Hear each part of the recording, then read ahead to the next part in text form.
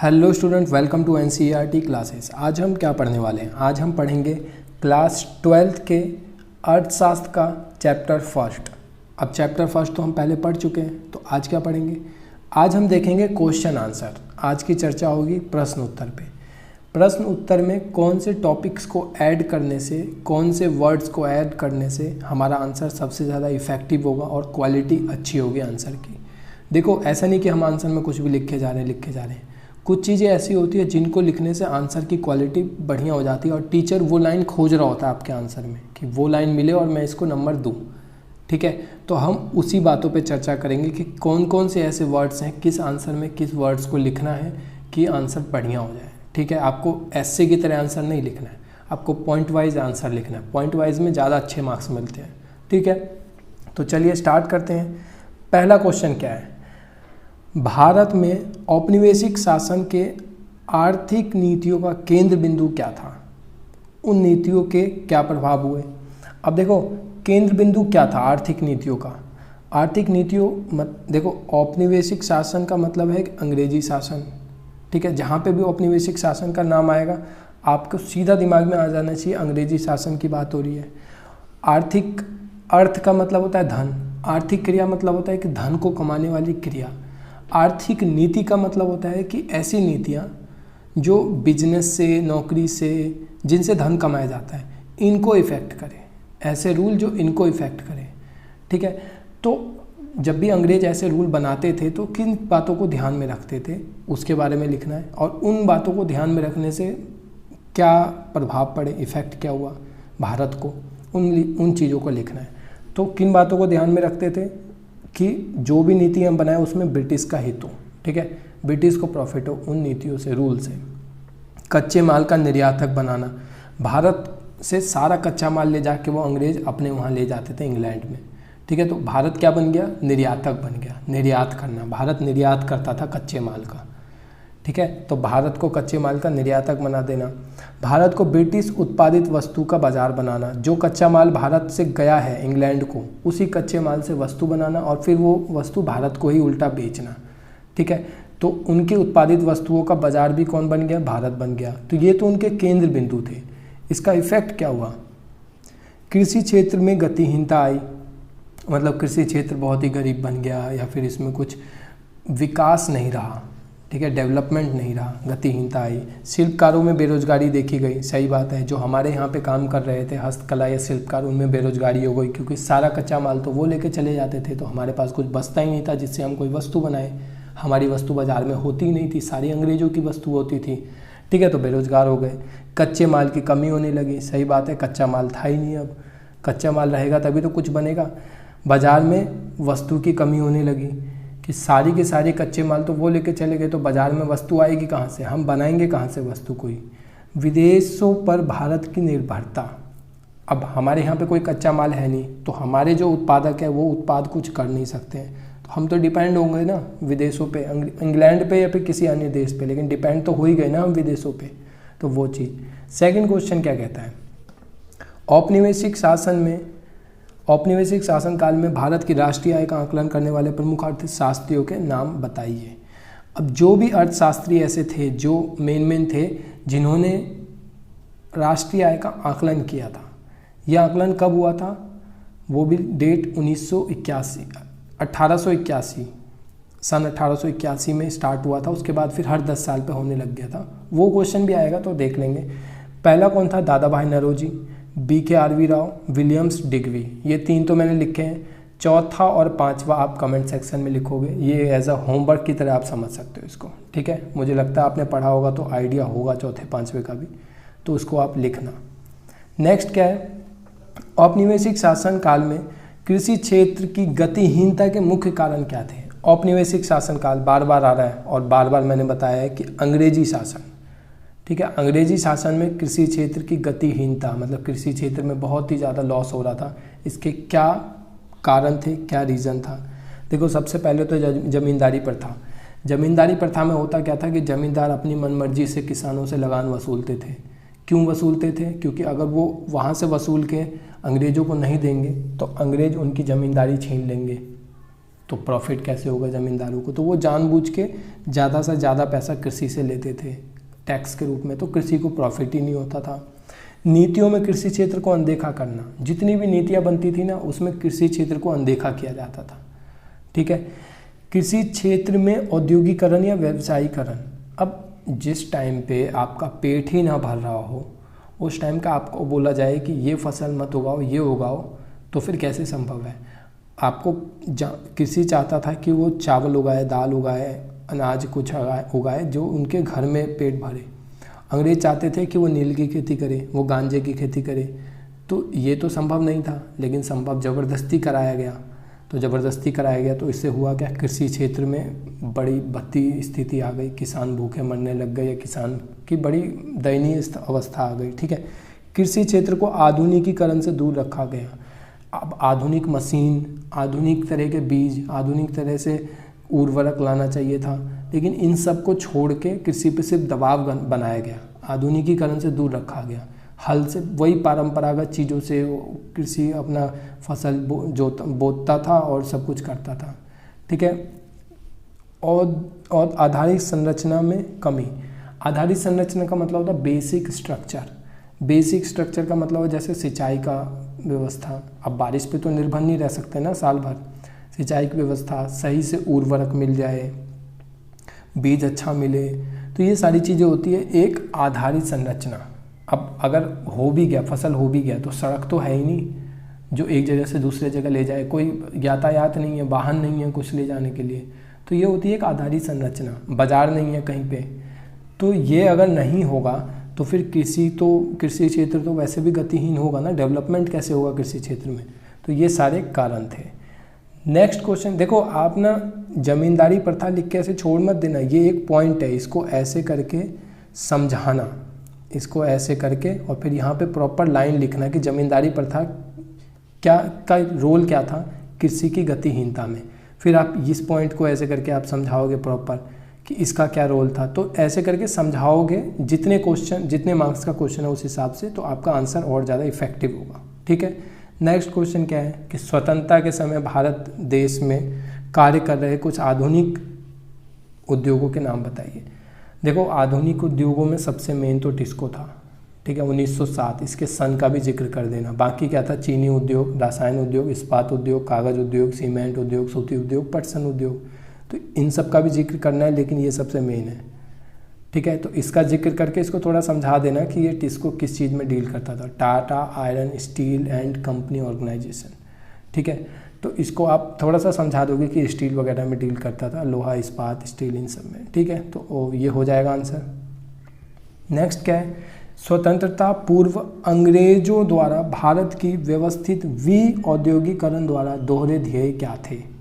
देखो, जहाँ पे भी दोहरे ध्येय की बात आती है आपके दिमाग में सीधा आ जाना चाहिए दोहरा व्यवहार। दोहरा व्यवहार कैसे कि देखो, कच्चे माल हमारे यहाँ से लेके चले जाते थे सस्ते रेट पे, अंग्रेज हमारे यहाँ से कच्चा माल लेके चले गए सस्ते रेट पे, उस कच्चे माल का कोई वस्तु बनाया और वही वस्तु फिर हमें बेचा, भारत को बेचा महंगे रेट पे। तो ये दोहरा व्यवहार हुआ ना, दो व्यवहार रख रहे हैं, एक तो हमारे यहाँ से तुम सस्ते में कच्चा माल ले जा रहे हो और फिर उससे वस्तु बना के फिर उसी को हमारे यहाँ महंगे में बेच रहे हो, दोहरे व्यवहार हुए। ये होता कैसे था? तो देखो, इसका मेन फैक्टर एक आयात शुल्क और निर्यात शुल्क भी था। देखो, कोई भी चीज़ जब इंपोर्ट एक्सपोर्ट होती है तो उस पर ड्यूटी लगती है, इंपोर्ट ड्यूटी, एक्सपोर्ट ड्यूटी, सुना होगा आपने। ठीक है, आयात कर, निर्यात कर। तो जब कच्चा माल लेके जाते थे हमारे यहाँ से तो तब कोई टैक्स नहीं लगाते थे, तब कोई टैक्स नहीं, टैक्स फ्री लेके जाते थे वो। ठीक है, तो सस्ता हो गया ये तो। और जब वस्तु बन के हमारे देश में आता था उस पर भर भर के टैक्स लगाते थे, तो वो चीज़ महंगी हो जाती थी। अब आप बोलोगे कि फिर हमें लेना ही क्यों, हम किसी और देश का नहीं ले सकते थे? तो अंग्रेज़ों का ही तो शासन था ना, अंग्रेज़ों ने और देशों के साथ हमारे विदेशी व्यापार ख़त्म कर रखा था कि हम वहाँ से नहीं ले सकते सामान, हमें बंधक सा ही बना लिया था कि लेना तो तुम्हें यही पड़ेगा जो महंगी चीज़ आ रही है। ठीक है, और बाज़ार में वस्तु थी भी नहीं तो लेना तो पड़ता ही, तो मुश्किल भी थी कि क्या करें। तो ये, इसको आप थोड़ा डिफ़ाइन करके लिखोगे, ऐसा नहीं कि बस आप ये लिख दोगे आपको आंसर मिल जाएगा, इसको थोड़ा डिफ़ाइन करो। अगर 1 नंबर में है तो फिर तो आप इन 3 को या 2 को कुछ भी लिख दो, अगर 2-3 नंबर में है तो फिर थोड़ा थोड़ा सा डिफाइन करो, 5 नंबर में तो इसको ज़्यादा डिफाइन करो, 6 नंबर में है तो और ज़्यादा डिफाइन करो, ठीक है। इसको डिफाइन करना ही पड़ेगा, ठीक है। नेक्स्ट क्वेश्चन क्या है कि अंग्रेजी शासन के दौरान भारत में परंपरागत हस्तकला उद्योग का विनाश हुआ। सही बात है, विनाश तो हुआ परंपरागत हस्तकला का, शिल्पकला का। आपके विचार से क्या ये सही बात है? हाँ जी, सही बात है। अपने उत्तर के पक्ष में कारण दीजिए। पक्ष में कारण देना है, मतलब कि अगर मैं इस चीज़ को सही मान रहा हूँ कि हाँ हुआ था, तो मैं हाँ के लिए कारण दूंगा। अगर आपको गलत लगता है कि नहीं हुआ था, तो आप नहीं के लिए कारण दो कि क्यों नहीं हुआ था, ठीक है। लेकिन सही आंसर क्या है? हुआ था, बुक में साफ साफ लिखा हुआ है। तो क्या कारण थे, किस कारण से हुआ था? हस्तकला या शिल्पकला का जो पतन हुआ, कारण उसका ये था कि कच्चे माल की पूर्ति हो नहीं पा रही थी। सारा कच्चा माल कौन लेके चला जा रहा था? विदेश चला जा रहा था। तो जब विदेश सारा कच्चा माल चला जाएगा तो हमारे यहाँ पे कच्चा माल बचेगा ही नहीं, तो हम उत्पादन या वस्तु कैसे बनाएंगे? तो कच्चा माल तो था ही नहीं। मशीन से बनी वस्तु की अधिक मांग थी। अब देखो, हाथ से जो वस्तु बनती है वो थोड़ा सा रफ होता है, मशीन से जो बनेगा वो बड़ा बढ़िया बारीक काम होगा उसमें। तो लोगों की जो मांग थी ना, वो मशीन से बनी वस्तुओं की मांग थी। तो यहाँ पे भी एक दिक्कत आ जाती थी कि एक तो हमारे पास कच्चा माल नहीं है, सारा कच्चा माल चला गया उधर, वहाँ से बनी हुई वस्तु आ रही है, मांग भी उसी वस्तु की है जबकि वो महंगी है।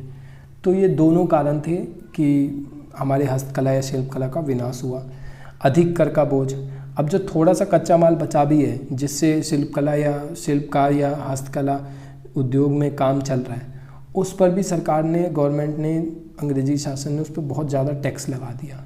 एक तो तुम्हारी वस्तु की मांग कम है, मशीन से बनी वस्तु की मांग है, एक तो तुम्हारे पास कच्चा माल नहीं है, और जो कच्चा माल से तुम बना भी रहे हो उस पर भी भर के टैक्स लगा दिया, तो फिर कैसे ही संभल पाएगा? तो शिल्पकला का जो क्षेत्र था, उद्योग था, ये सारा का सारा बैठ गया अच्छे से। अब 7वां क्वेश्चन क्या है कि देखो, अंग्रेज़ ने बहुत सारी चीज़ें हमारे भारत में बनाई भी थी, तो अच्छी चीज़ें, तो उसका उद्देश्य क्या था? देखो, उद्देश्य था उनकी ज़रूरत को पूरा करना। भारत के लोगों को लगता था कि उनके लिए वो बनाया जा रहा है, लेकिन एक्चुअली में अंग्रेज़ अपने लिए बना रहे थे। जैसे सड़क बनाया गया, सड़क अंग्रेज़ों ने अपने लिए बनाया था।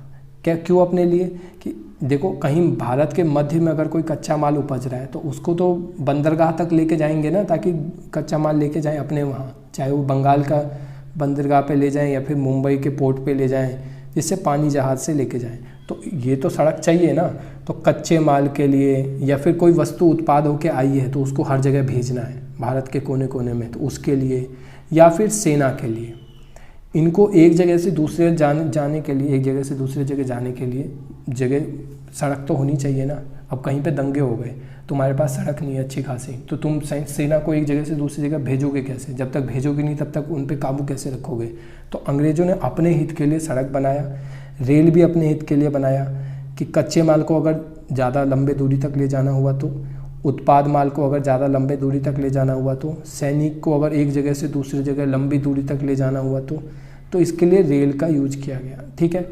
अब कई बार क्या होता है ना कि कहीं पे दंगे हुए या कुछ हुआ तो हमें जल्दी से चिट्ठी भेज के बताना होता है कि यहाँ पे सैनिक भेजो, दिक्कत हो गई। तो उसके लिए डाक, तार, संचार, इन सब का यूज़ किया गया, इन सब का भी बनाया गया, ठीक है, अपनी कुशल प्रशासन के लिए, कि प्रशासन अच्छा हो हमारा, ठीक है। लोगों को लगा कि उनके लिए बनाया गया है, कि मतलब सड़क उनके लिए बनाया गया, रेलगाड़ी उनके लिए। हालांकि देखो, उन्होंने भी इंजॉय किया इस चीज़ को, उनके लिए भी एक अपॉर्चुनिटी की तरह थी। पहली बार उन्होंने देखा कि 1-2 दिन में इतनी लंबी लंबी दूरी कैसे तय होती है, सब चीज़ उन्होंने भी देखा, लेकिन मेनली उनके लिए नहीं था, ये सरकार ने अपने लिए किया था, ठीक है। नेक्स्ट क्वेश्चन क्या है? ब्रिटिश औपनिवेशिक शासन प्रशासन द्वारा अपनाई गई औद्योगिक नीतियों की कमी की आलोचना कीजिए। अब औपनिवेशिक शासन का मतलब पता है, अंग्रेजी शासन। औद्योगिक नीति का मतलब भी पता है कि उद्योग से रिलेटेड नीति, बिजनेस से रिलेटेड कोई नीति। तो इसमें क्या कमियां थी? कमियां क्या थी? आयात निर्यात शुल्क में दोहरा व्यवहार था। हमें पता है कि ले जाते टाइम तो कोई टैक्स नहीं लगता था, और जब वस्तु आ रही है बन के तो उस पर खूब टैक्स लगा दिया, उसका रेट बढ़ जाता था। संपूर्ण कच्चे माल को सस्ते दर पे ले जाना ब्रिटेन, ठीक है, ये भी एक पॉइंट था। भारत को महंगे दर पर वस्तु बेचना, जो कच्चा माल लेके गए उससे महंगी वस्तु बना के हमारे यहाँ पे लाना। आधुनिक तथा पूंजीगत उद्योग का अभाव। आधुनिक उद्योग का मतलब होता है जिसमें बड़ी बड़ी मशीनें लगे, लोग कम रहे, मशीनों का ज़्यादा काम हो, बिजली का काम हो, इन सब का। तो ऐसे भी उद्योग तो भारत में उस टाइम थे नहीं, ठीक है, बड़ी बड़ी मशीन वाले। और पूंजीगत मतलब होता है जिसमें पैसा ज़्यादा लगा हो। तो ऐसे उद्योग भी नहीं थे जिसमें पैसा ज़्यादा लगा हो, क्योंकि कोई पैसा, एक तो किसी के पास था नहीं पैसा, दूसरी बात जिसके पास था भी पैसा वो लगाना नहीं चाहता था, क्योंकि देखो आगे किसी को प्रॉफिट दिखेगा तभी कोई पैसा लगाएगा। उस टाइम बाज़ार की ये हालत नहीं थी कि किसी को प्रॉफिट कमा के दे सके बाज़ार, तो इसलिए कोई बिजनेस नहीं करना चाहता था उस टाइम। ठीक है। हस्तकला और शिल्पकला के अधिक बेरोजगारी, कारण क्या थे बेरोजगारी के, हम पहले ही पढ़ चुके हैं। कच्चा माल बचा नहीं था, टैक्स इन पे भर के लगा दिया गया था। वस्तु की मांग भी जो थी वो ब्रिटिश वाली वस्तु की मांग थी, इनकी वस्तु की मांग भी नहीं थी। तो ये सब कुछ खराबी हो रहा था धीरे धीरे। नेक्स्ट क्या है, आधुनिक काल में भारतीय संपत्ति के निष्कासन से आप क्या समझते हैं। निष्कासन का मतलब होता है कि भर के यूज़ करना, फालतू का यूज़ कर लेना। तो हमारी वस्तु का यूज़ कौन करता था, ब्रिटेन करते थे हर तरीके से, चाहे वो हमारे यहाँ से प्रॉफिट कमा के ब्रिटेन लेके जाना हो, हमारे यहाँ के लोहे इस्पात से अपने युद्ध की चीज़ें बनाना हो, बंदूक गोले बारूद, हमारे यहाँ से लोहा वगैरह ले जाके वो अपने यूज में ले जाते थे, वहाँ बनाते थे। सोना चांदी वो वहाँ पे जाके यूज़ करते थे। भारत के जो संसाधन थे, चाहे वो मानवीय संसाधन हो या अमानवीय संसाधन हो, उनका यूज़ वो वहाँ ले जाके या फिर गलत तरीके से करते थे, अनुचित। जैसे कृषि का यूज भी तो मानवीय संसाधन है ना। कृषि एक मतलब अगर किसान की बात करें तो किसान तो एक संसाधन है उनके लिए, मानवीय संसाधन। तो उसका यूज़ वो अपने फ़ायदे के लिए करते थे, नील की खेती में, इन सब में। अब फसल का यूज करते थे वो अपने लिए। तो ये मानवीय अमानवीय हर तरीके के संसाधन का वो अपने लिए यूज करते थे। तो ये एक उनकी बड़ी कमी देखी गई। एक क्वेश्चन है कि जनांकीय संक्रमण के प्रथम से द्वितीय सोपान की ओर संक्रमण का विभाजन वर्ष कौन सा माना जाता है। ये को नहीं है, कौन है, कौन सा माना जाता है। देखो सोपान का मतलब होता है सीढ़ी, कि प्रथम से द्वितीय की ओर कौन सा है, सन 1921। बड़े बड़े में लिखा है, इसको रट लेना। सन 1921 का मतलब है इसका कि 1921 से पहले जो जनसंख्या में वृद्धि हो रही थी और 1921 के बाद जो जनसंख्या में वृद्धि हुई, दोनों में बहुत फ़र्क था। वृद्धि पहले भी हो रही थी, वृद्धि अभी भी बाद में भी हुई। पहले ना थोड़ी कम स्पीड से हो रहा था वृद्धि, ठीक है। 1921 के बाद बड़ी तेज़ी से वृद्धि हुआ, ठीक है, बढ़ रहा था बहुत तेज़ी से हमारी जनसंख्या। तो ये वो टाइम है 1921, ठीक है। तो उम्मीद है आपको अच्छे से समझ में आया होगा। अगर नहीं समझ में आया तो कमेंट सेक्शन में पूछो क्या समझ में नहीं आया है। अगर आया है समझ में तो लाइक करो, कमेंट करो, शेयर करो। मिलते हैं अगली क्लास में, तब तक के लिए सुरक्षित रहें। इसके कुछ क्वेश्चन बचे हुए हैं, वो क्वेश्चन हम नेक्स्ट वीडियो में करेंगे। ये वीडियो पहले ही बहुत लंबी हो चुकी है, इसलिए कोई बात नहीं। 16 क्वेश्चन है इसमें, तो आगे क्वेश्चन हम बाद में करेंगे।